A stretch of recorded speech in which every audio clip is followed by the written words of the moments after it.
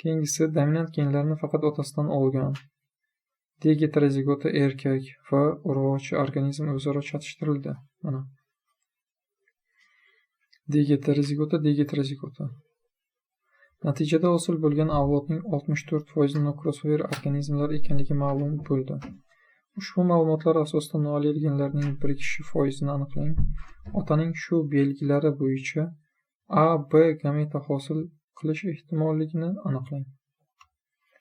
Ushbu genlar bitta autosomada joylashgan bo'lib, Krassengoyer erkak va urug'chi organizmda kuzatilgan. E'tibor bering, bu erkak va urug'chining genotipi. Biz gameta olganda mana bunday ko'rinishda nokrossover gametalarni olamiz, to'g'rimi? Bundan ikkita nokrossover oldik, mana bundan ikkita nokrossover olamiz. Yaxshi. Lekin Krassengoyer jarayoni ham kuzatilar ekan. Qanday bo'ladi bu? Misol uchun, mana bu nokrossover turibdi. Bunda Krassengoyer amalga oshadi. B larni joyi almashadi. Tamom, crossover gameta bo'ldi. Endi mana bu yoqda mana ikkita. Endi mana bu yoqda ham erkakda ham urug'chida uchraydi deyapti. Mana bu yoqda ham ikkita nokrossover gameta. Endi bizda 4 ga 4 bo'ldi. 16 ta organizm, 16 xil narsa hosil bo'lishi kerak. Xo'p, bu yerda faqat 4 tasigina nokrossover. Mana bu 4 ta. Aynan shu ko'k zonada belgilangan qism bu nokrossover. Qolgan barchasi crossover. Nega? Chunki bu yerda crossover gametalar ishtirok etadi.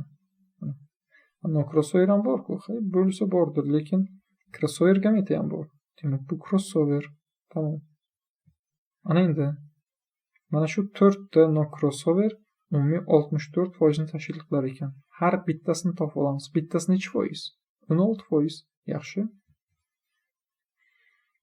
16%, demak chastotada 0,16 bo'ladimi? Buni ildiz ostidan chiqaramiz. Chunki bu yerda nimadir ko'paytirilgan nimadir. X ko'paytirilgan x 0,16. X kvadrat teng 0,16. X kvadratni o'sha ildiz ostidan chiqarsak, x teng bo'ladi 0,4 ga. Demak, nokrossoverlarning chastotasi 0,4 ga teng bo'ladi. Bu 40% degani. Mana bu 40%, bu ham 40%. Ikkovi 80 bo'ladimi? Bo'ladi. 100% dan 80 ni ayirib olsak, 100% dan 80 bo'lishi kerak. 80 ni ayirib olsak 20% qoladi. Mana bu ikkoviga 20%, to'g'rimi? Har bittasi uchun 10% dan tegadi. Crossover gametalar 10% ekan. Ana endi bizda nima degan? Noallel genlarning birikish foizi 20%. Krassengoyer 20%. Otaning shu belgi bo'yicha A, B, mana bu deyapti, mana buni so'rayapti. Gameta hosil qilish ehtimolligi 10%. 10% ni tashkil qiladi. Mana shunaqa narsa.